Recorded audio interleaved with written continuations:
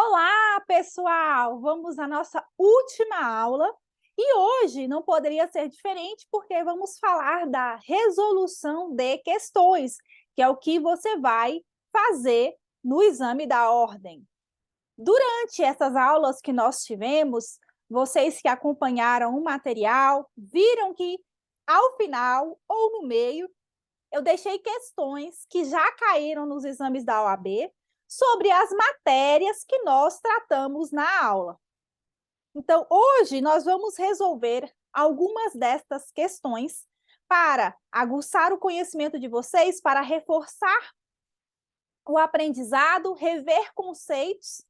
Lembrando que, via de regra, a matéria de direito do trabalho e direito processual do trabalho fica nas últimas questões do exame da OAB. Então, depois que você passa por todas as matérias aí que caem na prova, a gente chega e se depara com as questões de direito do trabalho e processo do trabalho. Então, muitos de vocês já vão estar um pouco cansados. A dica é, antes de chegar na resolução das questões da nossa matéria propriamente dita, respire, beba um pouco de água, coma um docinho, caso você tenha levado, ou uma fruta, e abstraia dos outros institutos e matérias jurídicas para embarcar aqui na seara trabalhista. O direito do trabalho vem inicialmente com as primeiras questões e nós acabamos fechando com o direito processual do trabalho. Na primeira apostila de vocês, eu trouxe 5 questões que caíram nos últimos exames da ordem e eu disponibilizei um formulário no Google Forms para que você respondesse as questões e aparecesse para mim aqui as respostas. Poucas pessoas responderam, então fica aqui, porque eu não deixei gabarito nesse primeiro material. Então, é importante que você resolva a questão para que você possa saber se você acertou ou não. Caso você não tenha resolvido até hoje, então nós vamos resolver juntos, tá?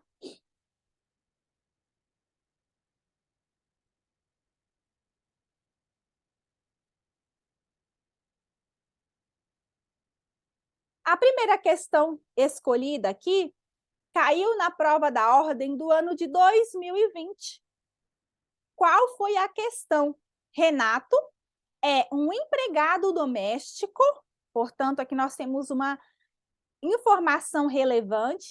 A dica aqui, quando você se deparar com algum tipo de informação que pode ter algum aspecto relevante que é diferente, você faz um grifo, tá? Para falar, opa, deixa eu entender melhor aqui. Que atua como caseiro no sítio de lazer do seu empregador. Contudo, a CTPS de Renato foi assinada como sendo operador de máquinas da empresa de titularidade do seu empregador. Renato tem receio de que, no futuro, não possa comprovar experiência na função de empregado doméstico e, por isso, intenciona ajuizar uma reclamação trabalhista para regularizar a situação. A pergunta: considerando a situação narrada e o entendimento consolidado do TST, assinale a alternativa correta. Então, a pergunta é: levando em conta aí o entendimento do TST. Por isso é importante, nós fizemos aqui uma passagem pelas principais súmulas do TST, que contém assuntos que caem no exame da ordem, mas, independente disso, é importante que vocês façam a leitura das súmulas que nós temos e das OJs, que elas dizem respeito a entendimentos que estão consolidados no âmbito do TST, no Tribunal Superior do Trabalho, tá certo? Então, vamos às alternativas. A alternativa A está descrita da seguinte forma: caso comprove que, de fato, é doméstico, Renato conseguirá retificação na CTPS, pois as anotações nela lançadas têm presunção relativa. Alternativa B. Somente o salário poderia ser objeto de demanda judicial para se comprovar que o empregado recebia valor superior ao anotado, sendo que a alteração na função não é prevista e a demanda não terá sucesso.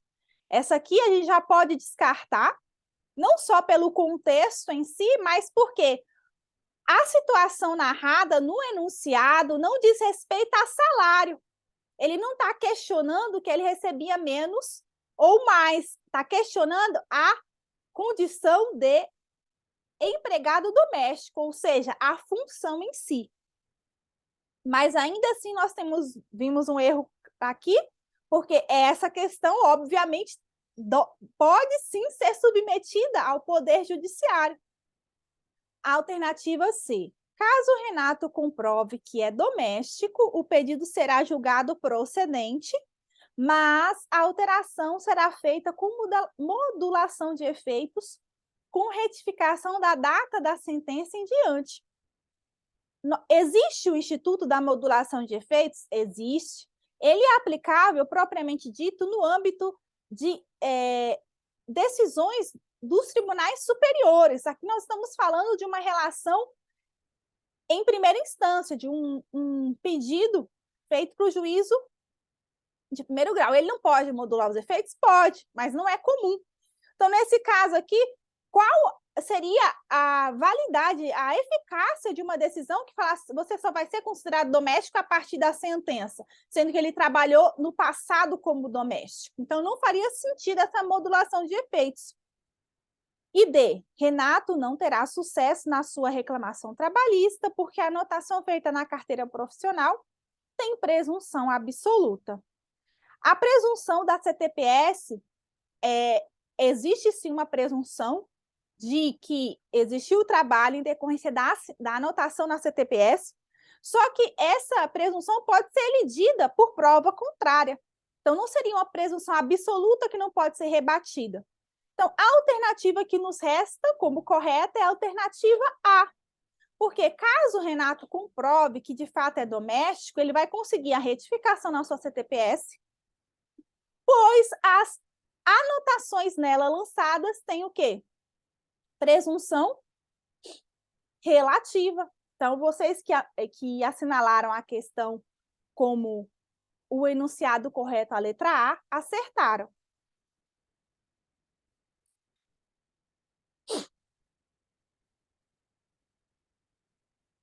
Vamos para a próxima questão. Na questão 2, nós temos aqui, também do exame da UAB do ano de 2020, o exame 31.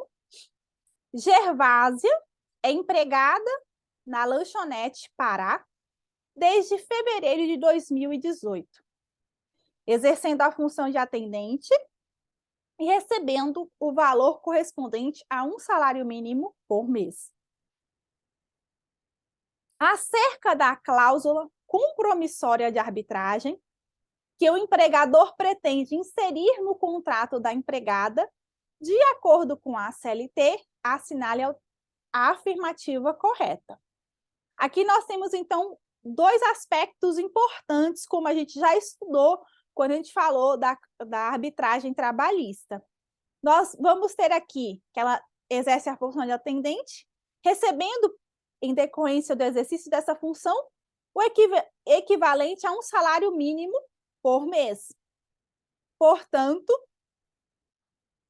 nós já temos aí uma óbice para imposição de uma cláusula compromissória de arbitragem. Por quê? Porque a cláusula compromissória de arbitragem, de acordo com a CLT, o empregado tem que receber salários superiores ao teto máximo da Previdência Social, a 2 salários. Isso aqui não se aplica.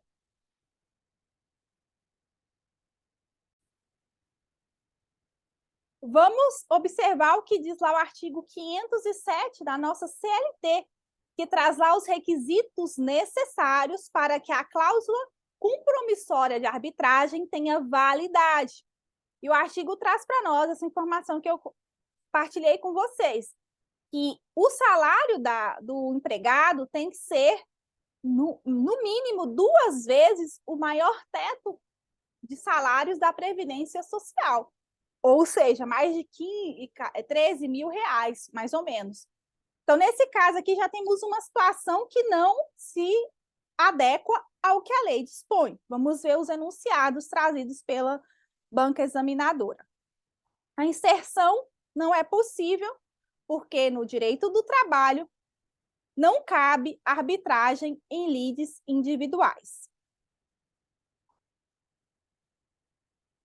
Aqui nós vimos que o 507 permite que haja, sim, arbitragem em lides individuais, com esse requisito preenchido. Então, não seria esse caso. A cláusula compromissória de arbitragem não poderá ser inserida no contrato citado em razão do salário recebido pela empregada. Vamos ver a letra C. Não há mais óbice a inserção de cláusula compromissória de arbitragem nos contratos de trabalho, inclusive no de Gervásia. Como o salário dela não é superior aí ao limite mínimo estabelecido pela CLT, então nós temos que existe sim uma óbice.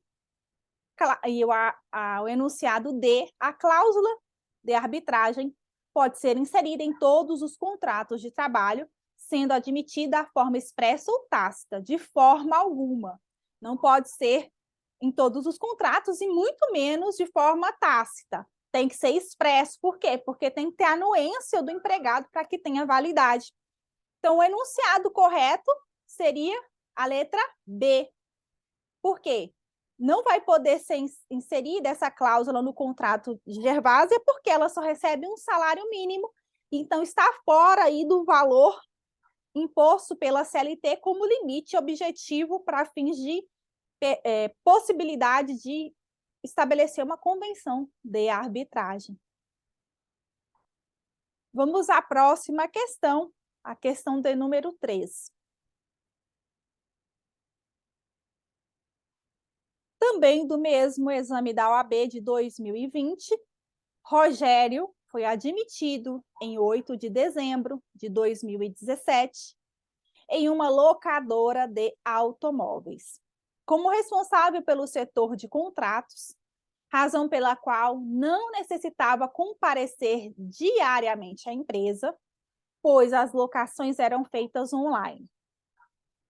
Rogério comparecia à locadora uma vez por semana para conferir e assinar as notas de devolução dos automóveis. Assim, Rogério trabalhava em sua residência com todo o equipamento fornecido pelo empregador, sendo seu contrato de trabalho previa expressamente o trabalho remoto, à distância, e as atividades desempenhadas. Após um ano de trabalho desse modo, o empregador entendeu que Rogério deveria trabalhar nas dependências da empresa. A decisão foi comunicada a Rogério por meio de um termo aditivo ao contrato de trabalho assinado por ele com 30 dias de antecedência. Ao ser dispensado em momento posterior, Rogério procurou você como advogado, indagando sobre possível ação trabalhista por causa dessa situação.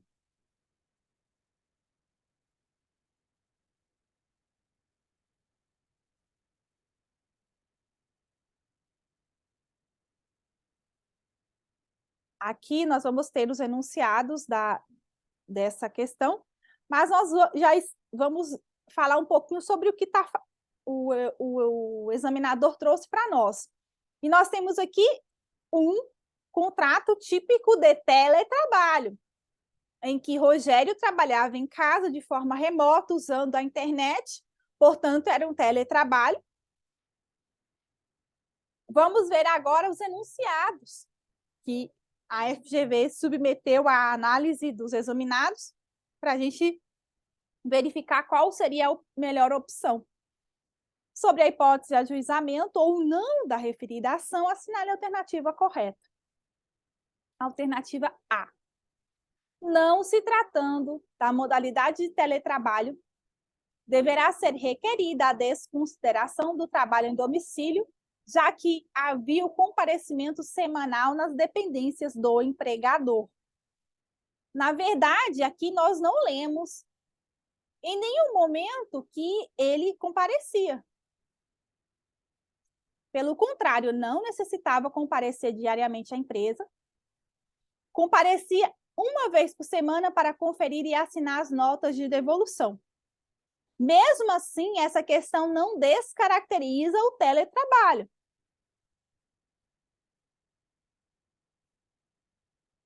Enunciado B. Não deverá ser requerido o pagamento de horas extras pelo trabalho sem limite de horário, dado o trabalho em domicílio. Porém, poderá ser requerido o trabalho extraordinário, em virtude das ausências dos intervalos de 11 horas entre os dias de trabalho, bem como o intervalo de repouso e alimentação. É certo que nós vamos ter que o teletrabalho está excluído do controle de jornada, e significa dizer que não teria direito às horas extras. Só que isso não é uma realidade absoluta, porque a empresa pode muito bem monitorar o horário do trabalhador e, se exigir um trabalho posterior à jornada legal convencional, vai haver as horas extras. Então, não só são dos intervalos intrajornada e interjornada, como também horas extras, se o caso. Enunciado C. Em vista da modalidade de teletrabalho, a narrativa não demonstra qualquer irregularidade a ser requerida em eventual demanda trabalhista. Enunciado D. Deverá ser requerido que os valores correspondentes aos equipamentos usados para o trabalho em domicílio sejam considerados como salário-utilidade.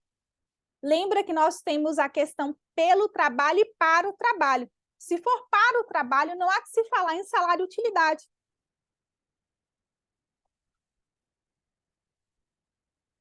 Então, nos resta a alternativa C, porque a empresa agiu corretamente.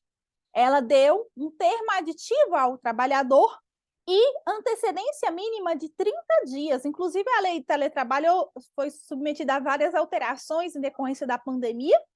Nessa época, especialmente dessa prova da ordem, persistiam, inclusive, esses requisitos que foram devidamente preenchidos pela empresa. Portanto, a empresa agiu corretamente. Então, com relação ao teletrabalho, a atuação da empresa, nós teríamos que não haveria somente por esse fato. Aí seria necessário investigar outras questões dentro do contexto da relação de trabalho para verificar se ele não tinha direito a outros aspectos, mas com relação ao trabalho, ao contrato em si, a empresa obedeceu à lei.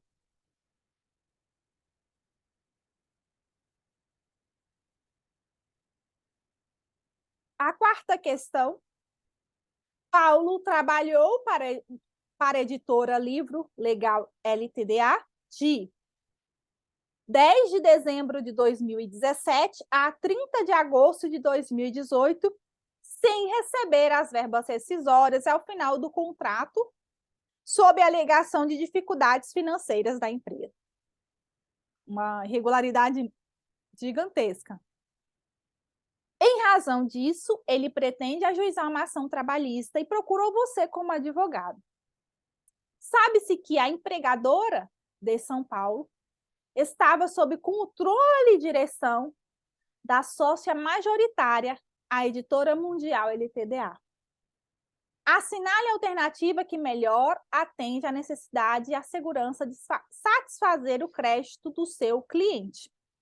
Então, nós temos aqui uma questão de responsabilidade trabalhista, né, de grupo econômico. Então, vamos ver os enunciados que a FGV selecionou para que os examinados respondam e escolha a alternativa correta. Letra A. Poderá incluir a sociedade empresária controladora no polo passivo da demanda e esta responderá solidariamente como empregadora, pois se trata de grupo econômico. Alternativa B.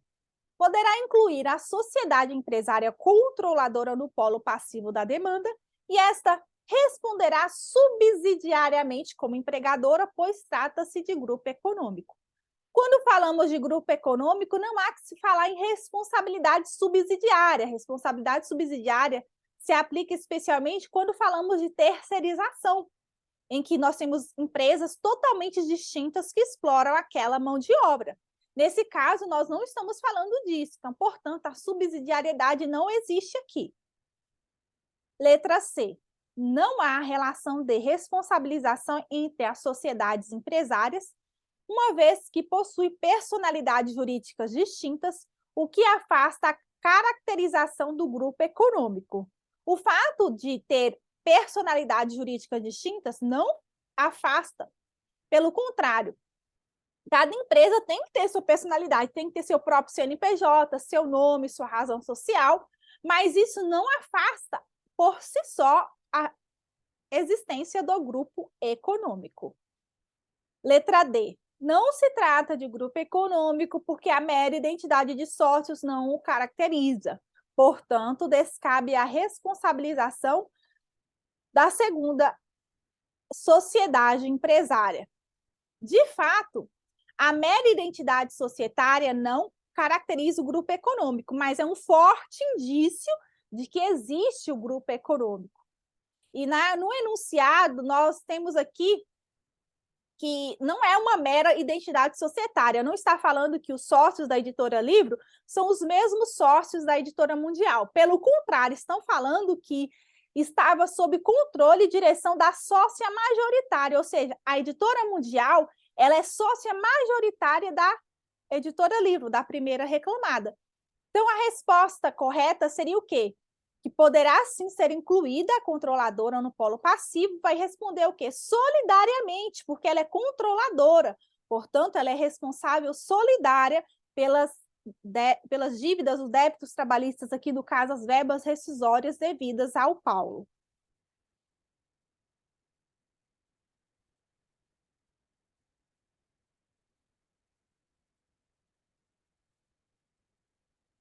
E a última questão que nós tivemos na nossa primeira aula e no nosso primeiro material. João e Maria são casados e trabalham na mesma empresa localizada em Fortaleza, Ceará. Maria ocupa cargo de confiança e, por absoluta necessidade do serviço, será transferida para Porto Alegre. Lá, devendo fixar residência em razão da distância. Diante da situação retratada e da legislação em vigor, assinale a alternativa correta. Vamos ver as alternativas. Letra A. A transferência não poderá ser realizada porque o núcleo familiar será desfeito, daí ser vedada por lei. Essa explicação trazida pelo enunciado não se aplica, né, porque não há nenhuma vedação legal para essa questão de desfazimento do núcleo familiar. Nós não estamos falando aqui de direito de família. Alternativa B. A transferência poderá ser realizada, mas como o casal ficará separado, isso deverá durar no máximo 1 ano. Nós também não temos nenhuma limitação temporal estabelecida por lei. Então, não seria a letra B. Letra C. João terá direito pela CLT a ser transferido para o mesmo local da esposa e, com isso, manter a família unida. Embora seja muito bonito e seja fofo, isso também não é um aspecto que impõe ao João esse direito. Letra D. Não há óbice para a transferência que poderá ser realizada sem que haja obrigação da empresa transferir o João. Por quê, gente? Porque, inclusive, se a gente for trazer um pouco mais a fundo, tem empresas que proíbem o relacionamento entre funcionários, justamente para evitar esse tipo de situação, que é um pouco desagradável. Então, no enunciado aqui, a letra correta, a alternativa correta é essa, porque não vai haver uma óbice na transferência, tá? Especialmente porque a Maria, ela ocupa um cargo de confiança. Então, nós temos essa questão que impõe a ela, diante desse cargo desempenhado, a obrigatoriedade de cumprir aí os desejos e os anseios da empresa, né? E aí seria caso, efetivamente, se fosse na vida real, de conversar com a empresa para verificar a possibilidade também de transferência do seu esposo para o mesmo lugar, né? E aí a empresa que vai avaliar se há ou não essa possibilidade, mas não haveria óbice aí dentro da nossa legislação trabalhista pelo fato exclusivo deles serem casados. Vale lembrar que nós, nesse assunto aqui, nós falamos das alterações do contrato de trabalho, e se a alteração é lesiva, prejudicial, ela não pode ocorrer. Mas a CLT permite aí a transferência, sim, pagando, inclusive, à empresa o adicional de transferência e as despesas necessárias ao empregado aí que teve que se mudar de local, nesse caso aqui de estado, para poder exercer a sua função.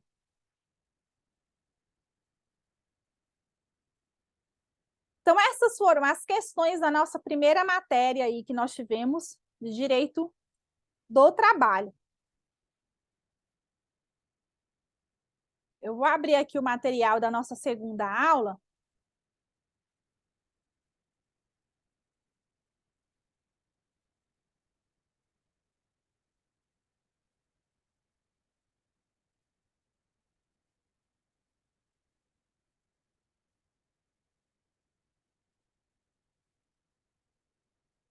Deixa eu ver se eu acho aqui.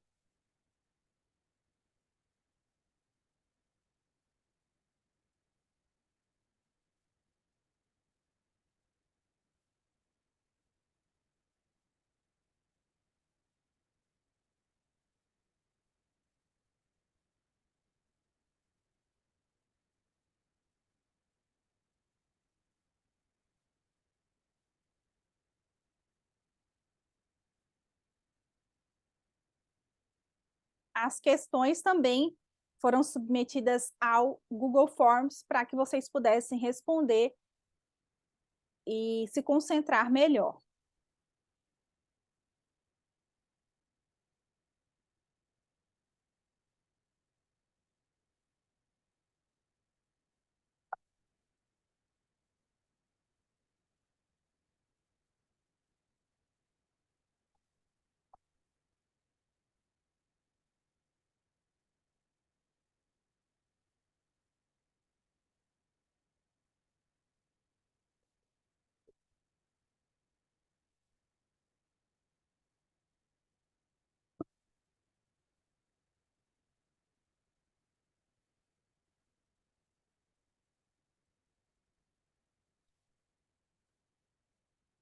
Minha imagem tinha saído, vamos lá. Enzo é professor de matemática em uma escola particular, em que é empregado há 8 anos. Após 2 anos de namoro e 1 ano de noivado, irá se casar com Carla, advogada, empregada em um escritório de advocacia há 5 anos. Sobre o direito à licença pelo casamento, de acordo com a CLT, assinale a alternativa correta. Note que aqui o examinador foi um pouco maldoso por trazer os tempos aí de contrato e causar uma pequena confusão. Nossa, mas o que eu tenho que saber com relação ao tempo de contrato?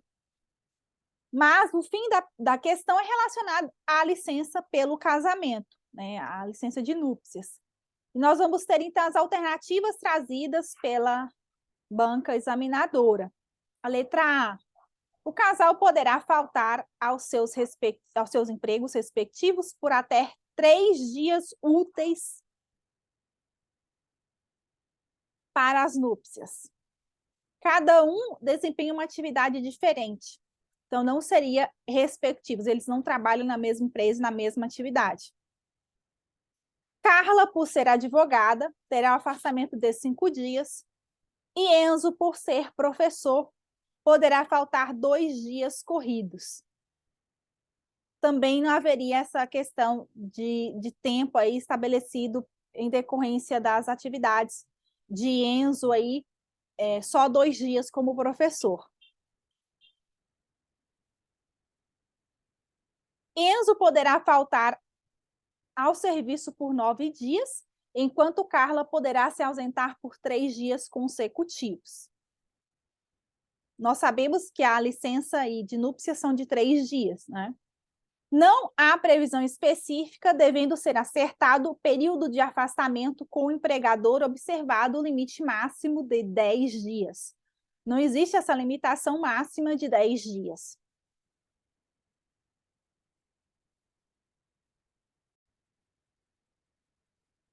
Aqui nós temos uma questão importante com relação à atividade desempenhada, não o tempo desempenhado em cada atividade.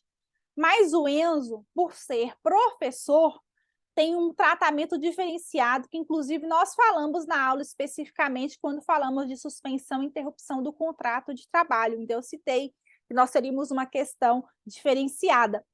Então, no artigo 320, no parágrafo 3º, estabelece que o professor vai ter 9 dias de licença. Então, seria esse o enunciado correto, enquanto Carla teria a quantidade de dias de uma licença normal, tá? Edmilson é vigia noturno em um condomínio residencial de apartamentos. Paulo é vigilante armado de uma agência bancária. Letícia é motorista de entregas de uma empresa de logística. Avalie os 3 casos apresentados e, observadas as regras da CLT, assinale a alternativa correta. Aqui nós vamos ter 3 situações diferentes. Primeiro, que é vigia noturno, num condomínio de residencial. Outro, vigia armado, num banco. E outro, motorista de entregas. Paulo e Letícia exercem atividade perigosa e fazem uso adicional de periculosidade. A atividade de Edmilson não é considerada perigosa, por isso ele não deve receber o adicional. Essa é a letra A. Letra B. Considerando que os 3 empregados não lidam com explosivos e inflamáveis, salvo por disposição de norma coletiva, nenhum deles terá direito ao recebimento do adicional de periculosidade. Nesse caso aqui, nós já podemos descartar essa hipótese, porque Paulo trabalha com arma. Tudo bem que não é uma bomba, mas é uma bala que tem um impacto tão ou quanto profundo como um explosivo. Letícia também. Os 3 empregados fazem jus ao adicional de periculosidade, pois as profissões de Edmilson e Paulo estão sujeitos aos riscos de violência física e de Letícia ao risco de vida.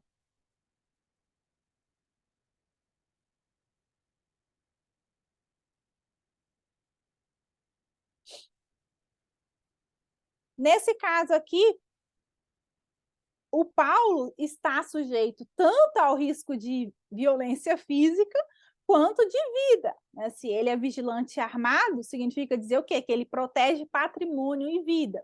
Então, não seria só de vida.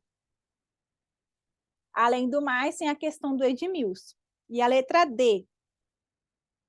Apenas Paulo e Edmilson têm o direito ao adicional de periculosidade por conta do risco de violência física, que não seria o caso. Então, qual que é a alternativa correta? Paulo é o quê? Vigilante armado. Então, por usar arma de fogo, já temos a periculosidade aqui instaurada. Letícia é motociclista. Pela lei que foi modificada, nós vamos ter que os motociclistas estão expostos a risco de vida e, por isso, têm direito à periculosidade. Então, Paulo e Letícia exercem atividade perigosa e fazem jus, sim, ao adicional de periculosidade. Já Edmilson, por ser um vigia noturno, não é considerado uma atividade perigosa por si só. Então, por esse motivo, o legislador não incluiu o trabalho de vigia noturno como enquadrável aqui para a percepção do adicional de periculosidade. Dessa forma, a alternativa correta é a alternativa A, apenas os dois, Paulo e Letícia, que recebem por lei aí o adicional de periculosidade. Vamos a mais uma questão agora de jornada de trabalho. O Sindicato dos Empregados, X, entabulou com o Sindicato dos Empregadores, Y, uma convenção coletiva de trabalho para vigorar de julho de 2019 a junho de 2021. Nela, ficou acertado que a jornada seria marcada pelos trabalhadores por meio de um aplicativo desenvolvido pelos sindicatos, que haveria a instituição de banco de horas anual, que na jornada de trabalho de até 7 horas diárias haveria um intervalo para a refeição de 20 minutos e que a participação dos lucros seria dividida em 4 parcelas anuais. Então, foram essas as questões tratadas na convenção coletiva. A pergunta: considerando o teor das normas coletivas e suas cláusulas e considerando o disposto no artigo da CLT, assinale a alternativa correta. Letra A. A convenção é nula quanto à participação nos lucros, que não pode ser dividida em mais que 2 parcelas anuais.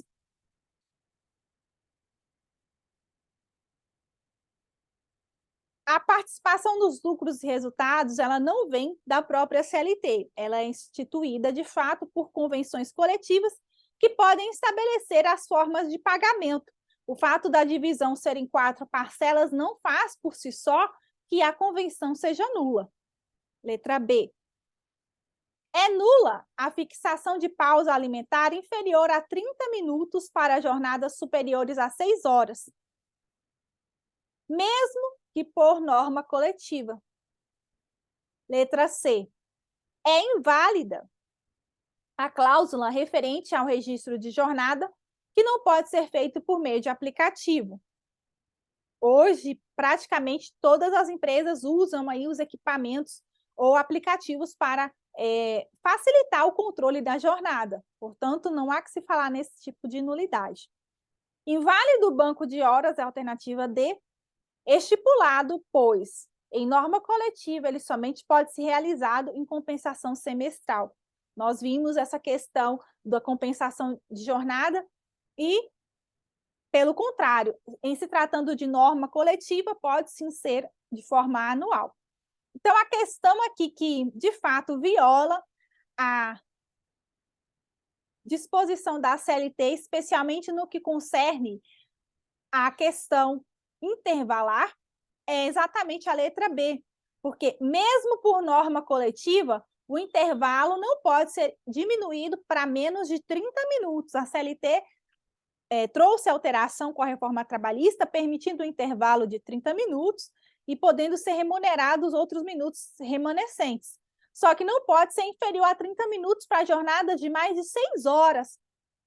Por quê? Porque o intervalo tem fins de saúde. Então, a CLT, nós temos lá as questões que são proibidas de que as normas coletivas, mesmo sendo estabelecidas entre sindicato e empresa, como foi o caso, mesmo se tratando de norma coletiva, não pode tratar da alimentação, redução do intervalo intrajornada, num tempo inferior ao que a lei admite. Então, nesse caso, a alternativa correta é a letra B. Quarta questão. Vera Lúcia tem 17 anos e foi contratada como assistente em uma loja de conveniência, trabalhando em escala 12/36, de horários das 19 às 7, jornada noturna. com pausa regular de 1 hora. Essa escala está prevista no acordo coletivo assinado pela loja e o sindicato de classe em vigor. A CTPS, a empregada teve a CTPS assinada e tem como atribuições auxiliar clientes, receber pagamento de compras e dar o troco quando necessário. Diante do quadro apresentado e das normas legais, assinale a alternativa correta. A hipótese trata de trabalho proibido. Nós temos aqui Vera Lúcia, que tem o quê? 17 anos, ou seja, é menor de idade. Trabalha em escala 12/36, que não é por si só proibida, mas nós vamos ter o horário das 19 às 7 em jornada noturna. Vamos continuar com os enunciados. Letra B, o contrato é plenamente válido, nós já vimos que não pode ser. A situação retrata caso de atividade com objeto ilícito. A atividade não tem objeto ilícito, que é o quê? Ela é atendente de uma loja de conveniência. Quais são suas atribuições? Auxiliar clientes, receber pagamento das compras, dar troco. Isso não é ilegal. Letra D. Por ter 17 anos, Vera Lúcia fica impedida de trabalhar na escala 12/36, devendo ser alterada a sua jornada. Como eu disse, não é pelo fato da jornada em si, mas é pelo fato do horário em que há o trabalho. Então, em se tratando de jornada noturna para menores de 18 anos, temos a proibição desse tipo de trabalho. Portanto, a alternativa correta seria a alternativa A. E a quinta questão, para a gente encerrar aqui a matéria de direito do trabalho. Uma indústria de calçados que se dedica à exportação tem 75 funcionários.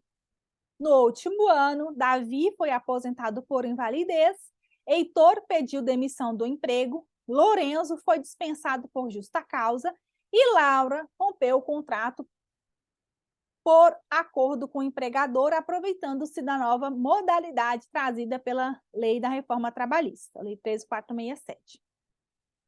De acordo com a norma em regência, assinale a opção que indica, em razão dos eventos relatados, quem tem direito ao saque do FGTS.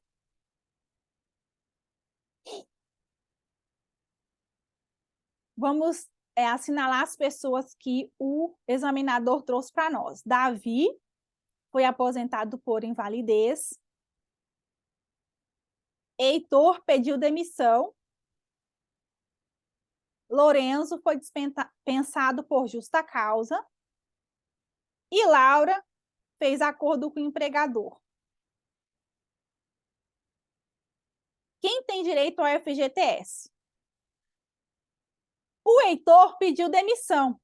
Então, ele não tem direito a levantar o saque do FGTS. Lorenzo foi despedido por justa causa.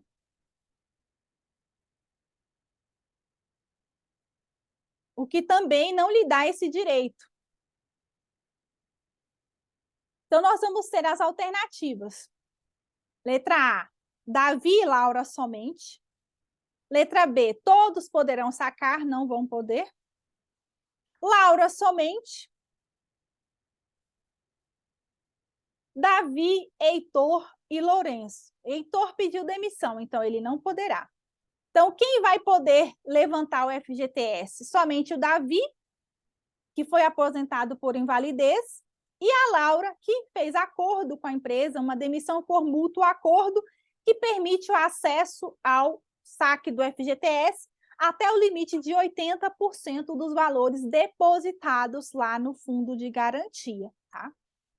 Então, nós cuidamos aqui de 10 questões, nós temos mais questões abaixo, mas eu não vou respondê-las agora, porque senão a gente acaba não conseguindo falar sobre direito processual do trabalho. Então, essas questões já dão uma base aí para você, para que você possa já ter uma noção mais clara de como você tem que observar. Muitas vezes, como vimos, o enunciado traz para nós indícios aí que são imprescindíveis para a resolução das questões. Ele mesmo já traz dicas aí das possíveis respostas corretas.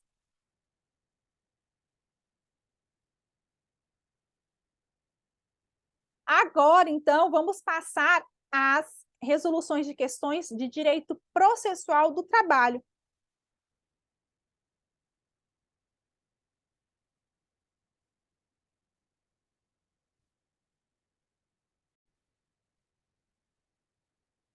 Nós temos aqui a questão relacionada à audiência trabalhista, que é um dos temas que é muito cobrado no exame da OAB quando falamos de processo do trabalho. O procedimento trabalhista em si, ele tem um regramento próprio, por isso que é importante que a gente faça o quê? A leitura da lei seca da CLT, que traz lá o procedimento que precisa ser observado, tá? Então, nós temos a primeira questão aqui. Em 7 de fevereiro de 2023, numa segunda-feira, Carlos ajuizou uma reclamação trabalhista pelo rito ordinário contra a Sociedade Empresária Calçados Ícaro S.A., ou LTDA, postulando vários direitos que afirmam ter sido lesados ao longo dos 3 anos nos quais trabalhou na empresa. A vara a qual o processo foi sorteado é extremamente organizada, tendo comprovadamente ocorrido a citação no dia 9 de fevereiro, quarta-feira, e designada a audiência para o dia 11 de fevereiro, uma sexta-feira, ou seja, com 3 dias só. Todos os dias da referida semana são úteis. Diante dos fatos e do que dispõe a CLT, assinale a alternativa correta. Embora já esteja negritada aqui, vamos entender os enunciados. A Justiça do Trabalho, letra B, deve primar pela celeridade, daí a designação da audiência breve é válida, pois respeitado o prazo legal de 48 horas. Esse prazo legal de 48 horas é a presunção da entrega da notificação quando for feita por correio. Não se trata aqui de uma questão legal e, portanto, não há que se falar em validade de uma citação nesse aspecto. É inválida, a letra C, a data marcada para a audiência, porque a lei determina um interregno mínimo de 8 dias úteis para a citação. Não são 8 dias úteis. 8 dias são os prazos dos recursos trabalhistas. Letra D. Se a audiência fosse na modalidade presencial, não seria válida pelo curto espaço para deslocamento, mas se fosse telepresencial, seria válida de forma alguma. A modalidade da audiência não impõe aí um menor ou maior prazo, porque não é o prazo para o deslocamento, mas sim para a preparação da empresa para a audiência, porque é uma audiência o quê? Una. Isso significa dizer que nessa audiência una tem que haver a apresentação de defesa, caso não haja acordo. Então, tendo pouquíssimos dias para preparar a sua defesa, a empresa tem aí seu direito de ampla defesa e o exercício do contraditório mitigado. Portanto, a alternativa correta seria a, que a audiência deve ser remarcada se houver pedido do reclamado porque não observou o prazo mínimo de 5 dias úteis, ou seja, o quinquídio que está previsto na CLT. Já aconteceu isso comigo em algumas ocasiões, eu apresentei a defesa do jeito que deu para apresentar, sob sigilo, mas eu invoquei essa questão e a juíza, então, deu prazo para que eu apresentasse a defesa e remarcou a audiência, que é o que acontece na prática. Vamos a mais uma questão sobre processo do trabalho. E aqui nós vamos falar de ações trabalhistas. Nas aulas de processo, nós vimos aí os tipos de ações trabalhistas, e esse tipo de matéria, de conteúdo, é importante, especialmente para você que vai prestar a segunda fase de direito do trabalho, tá? De prática trabalhista. Vamos ao enunciado. Jeane era cuidadora de Dulce, uma senhora de idade que veio a falecer. A família de Dulce providenciou o pagamento das ervas devidas pela extinção do contrato, mas, logo após, Jeane ajuizou uma ação contra o espólio, postulando pagamento em dobro de 3 períodos de férias alegadamente não quitadas. Designada a audiência, a inventariante do espólio informou que não tinha qualquer documento de pagamento de Jeane, pois era a falecida quem guardava e organizava toda a documentação. Por não ter provas, a inventariante concordou em realizar um acordo de R$ 6.000, pagos no ato em transferência por Pix e homologado imediatamente pelo juiz. Passados 7 dias da audiência, quando fazia a arrumação das coisas deixada por Dulce para destinar à doação, a inventariante encontrou no fundo de uma gaveta os recibos dos pagamentos das 3 férias que a Jeane reclamava, devidamente assinadas pela então empregada.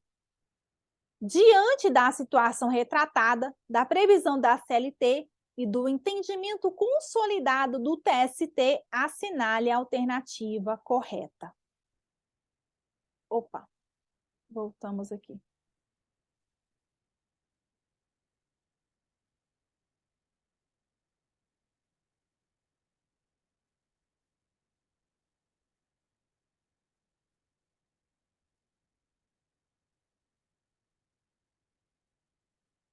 Acho que eu cliquei no material aqui. Letra A. Nada poderá ser feito pelo inventariante, porque o acordo homologado faz coisa julgada material. De fato, o acordo faz coisa julgada, mas nós vimos aí que a questão da relativização da coisa julgada através de modalidade de ação, que a gente vai ver qual o enunciado correto. Letra B.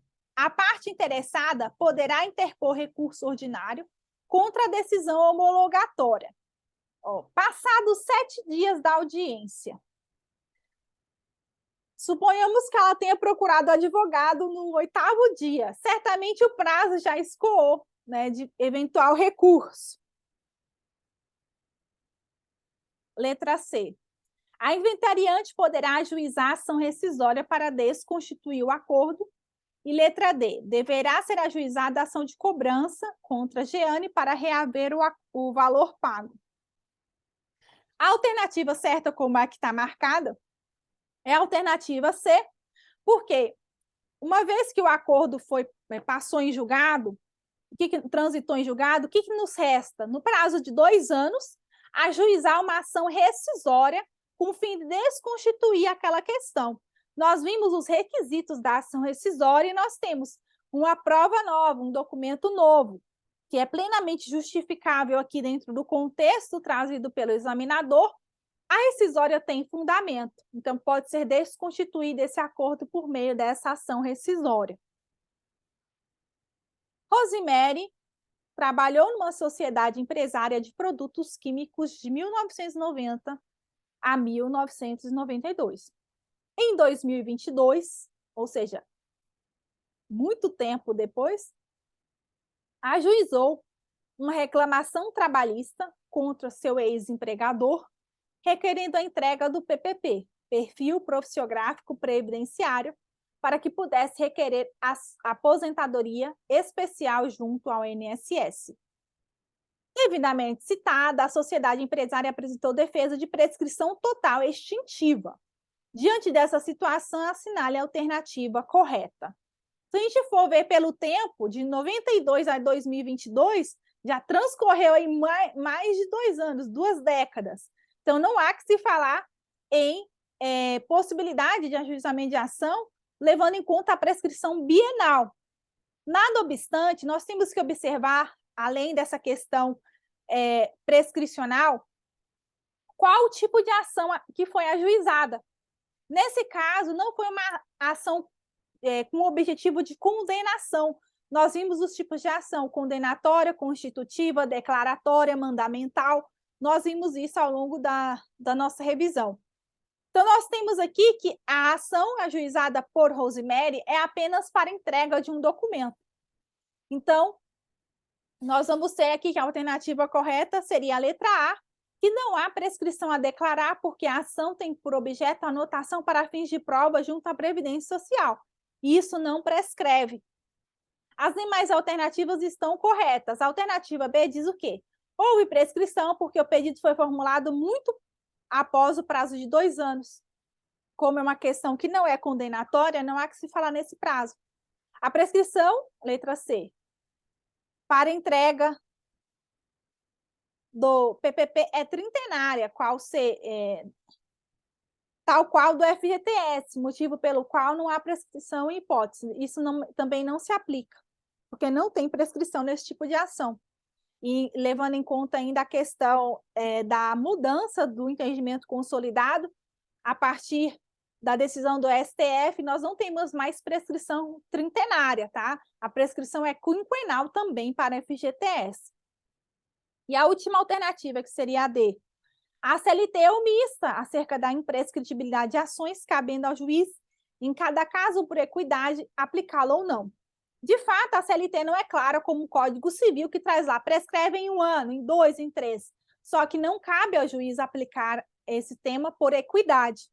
Temos a lei, né, que pode ser aplicada subsidiariamente.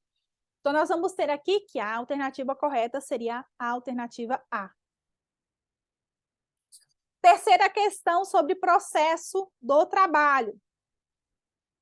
Seu escritório atua exclusivamente na área trabalhista.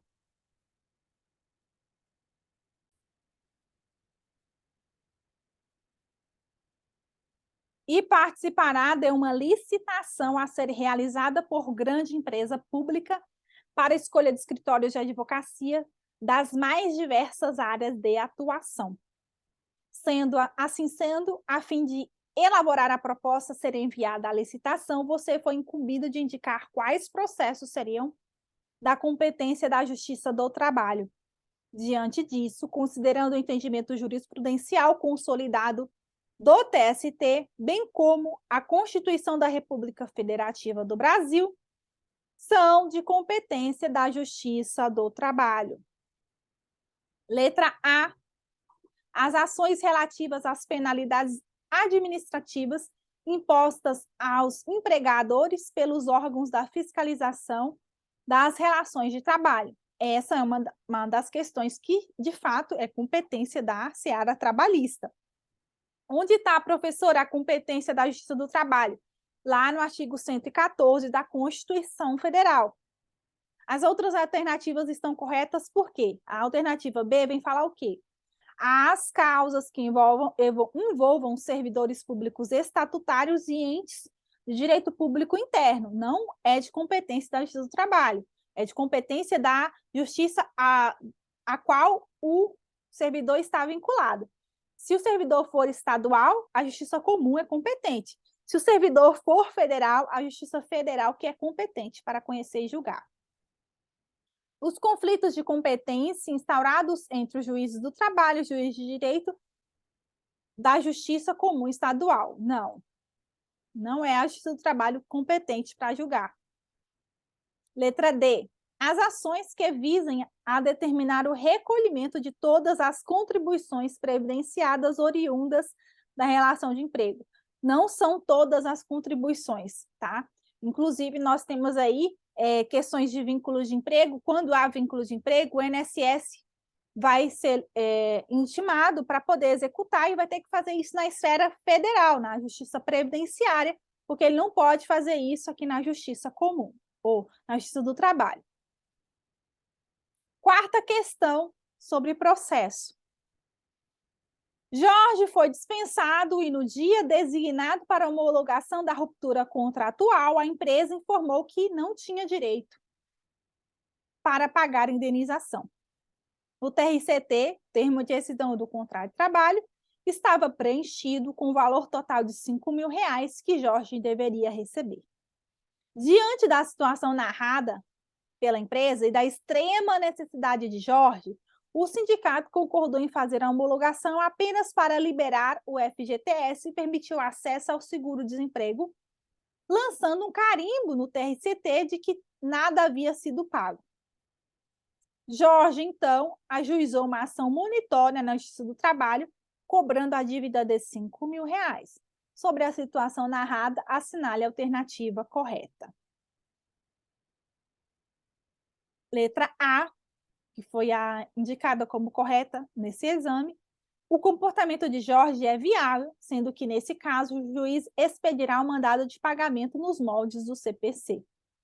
Embora não seja tanto usual, é permitido e possível o ajuizamento de uma ação monitória para a cobrança nesse tipo de situação aí vivenciada por Jorge. Letra B.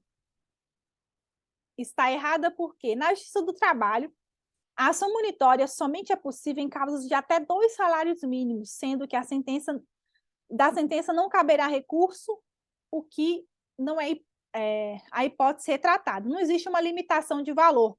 Limitação de 2 salários mínimos é a questão do rito sumário, e aí não é uma questão que se aplica aqui. Letra C. Jorge deveria ajuizar uma ação de execução de título extrajudicial, que é a natureza do TRCT preenchido, mas não quitado.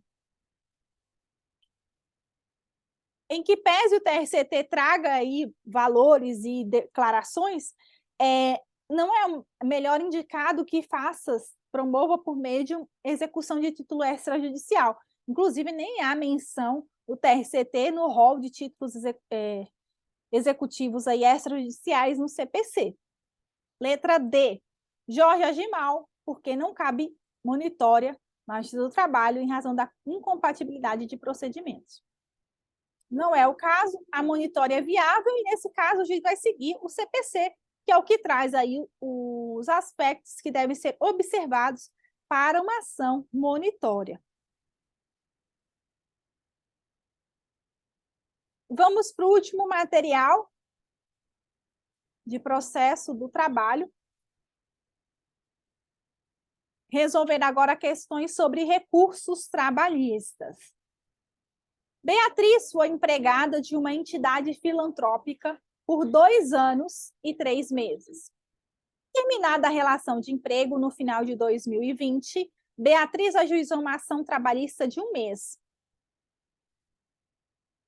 Após, a ação trabalhista 1 mês após, pelo procedimento sumaríssimo, postulando diversos direitos supostamente lesados, além de honorários advocatícios. Regularmente contestado e instruído, o processo foi julgado procedente em parte, sendo que a ex-empregadora recorreu da sentença no prazo legal, juntando recolhimento de custas. Sobre essa hipótese,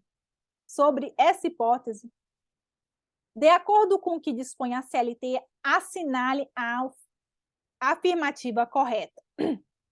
Letra A. O recurso terá o segmento negado de plano, já que a empregadora não efetuou o depósito recursal.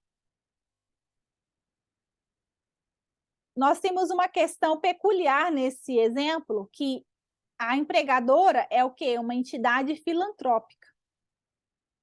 E, nesse caso, nós vamos ver a alternativa correta. Dispõe, então, a CLT aqui, em se tratando de entidade filantrópica, está dispensado do recolhimento aí do depósito. Então, o pagamento de custas já é o suficiente.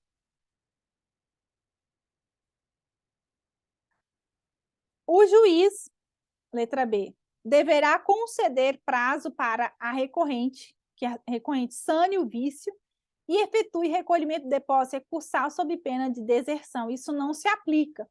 Se eu não recolher o preparo e o recolhimento de custas no prazo do recurso, não tem segunda chance, tá? Letra C.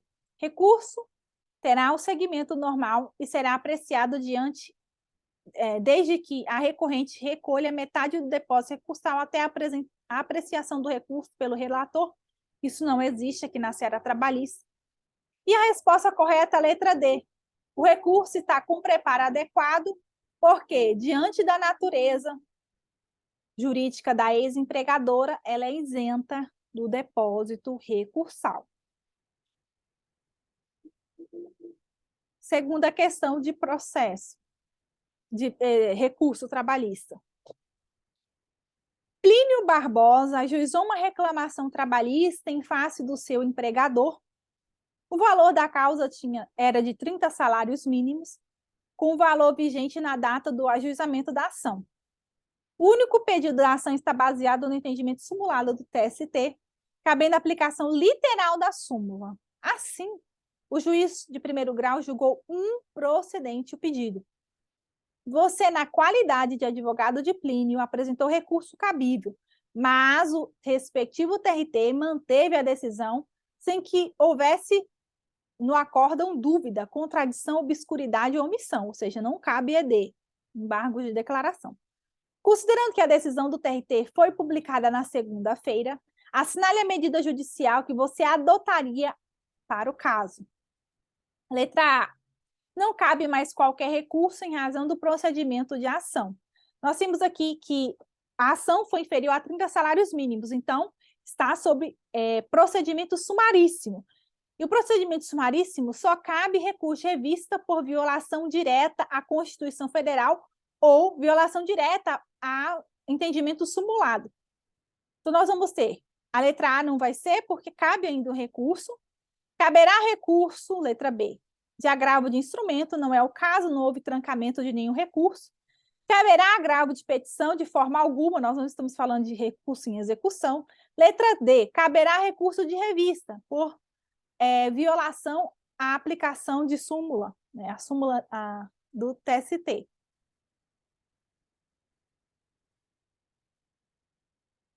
Questão sobre execução. Ramon conseguiu, em uma reclamação trabalhista, a sentença de procedência parcial dos seus pedidos, sendo condenado o ex-empregador a pagar vários direitos mediante a condenação subsidiária da União, como tomadora de serviços. A sentença transitou em julgado nesses termos, houve liquidação regular e foi homologado o valor da dívida em R$ 15.000, conforme cálculos apresentados pelo exequente.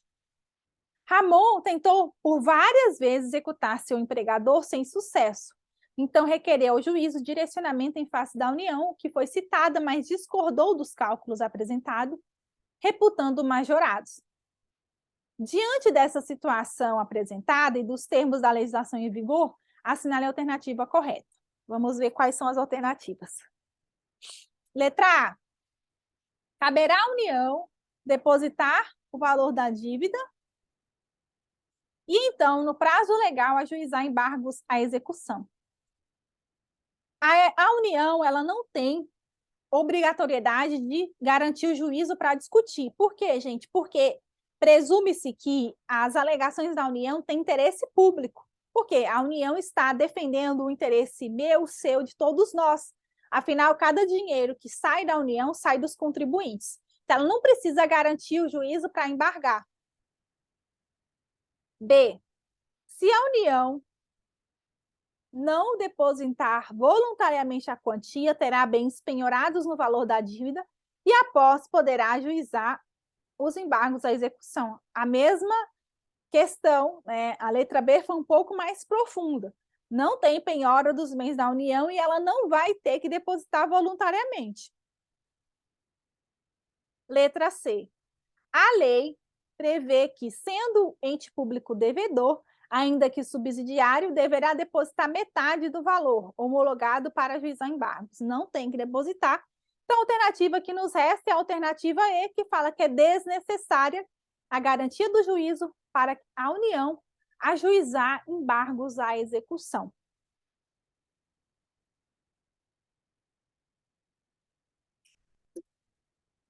E vamos a mais uma questão de processo do trabalho. Numa reclamação trabalhista em que se encontra em fase de execução, e diante da extrema complexidade dos cálculos, o juiz determinou a liquidação a um cargo de um perito judicial. Apresentado o laudo, em que, pese ambas as partes discordarem das contas apresentadas pelo especialista, elas foram homologadas pelo juiz. A sociedade empresária garantiu o juízo e ajuizou embargos à execução, enquanto o exequente apresentou impugnação à sentença de liquidação. O juiz julgou improcedente ambas as ações, mantendo a homologação feita. Somente a sociedade empresária interpôs agravo de petição no prazo legal. Sobre esse caso, Considerando os fatos narrados e o entendimento consolidado do TST, assinale a alternativa correta. As alternativas. Letra A.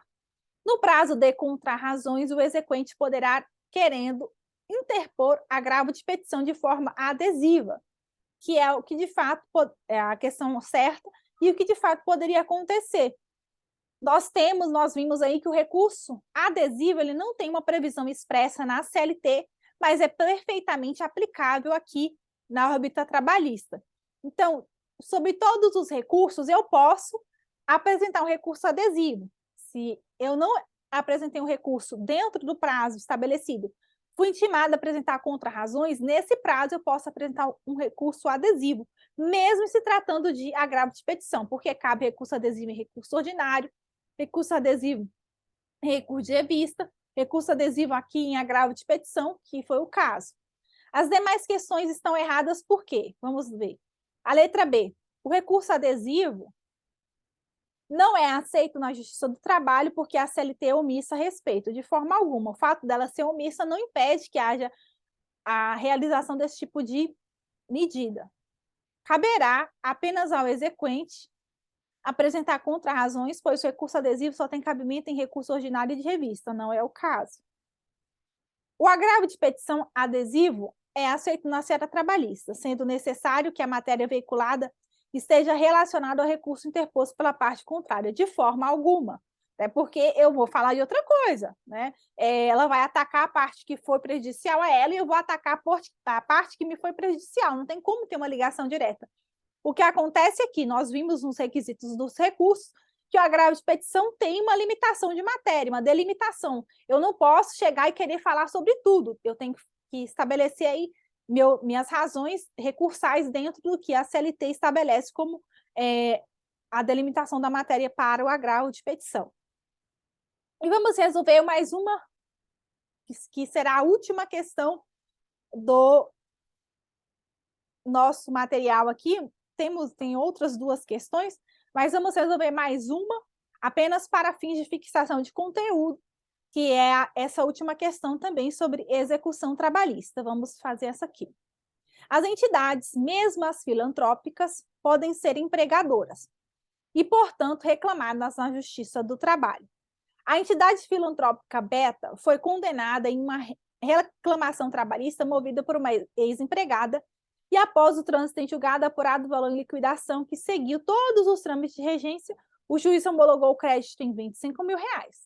A empregadora entende que o valor está em desacordo com a coisa julgada, pois em suas contas, o valor devido é bem menor, algo em torno de 50% do que foi homologado e cobrado.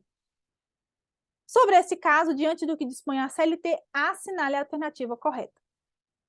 Letra A, que é a correta. Para ajuizar embargos à execução, a entidade, por ser filantrópica, não precisará garantir o juízo. Nós vimos aí a questão acima relacionada à entidade filantrópica, que ela não precisa garantir o juízo quando vai recorrer. E o mesmo se aplica aqui nos embargos à execução, o mesmo raciocínio. Letra B, está errada porque a entidade filantrópica, por ser entidade filantrópica, a lei expressamente proíbe o ajuizamento de embargos à execução.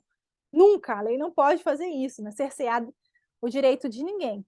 Letra C, é possível o ajustamento dos embargos desde que a entidade filantrópica deposite os R$25 mil, de forma alguma. Letra D, os embargos somente poderão ser apreciados se a entidade depositar o valor devido. Não. Então, a alternativa correta é a letra D. A letra A.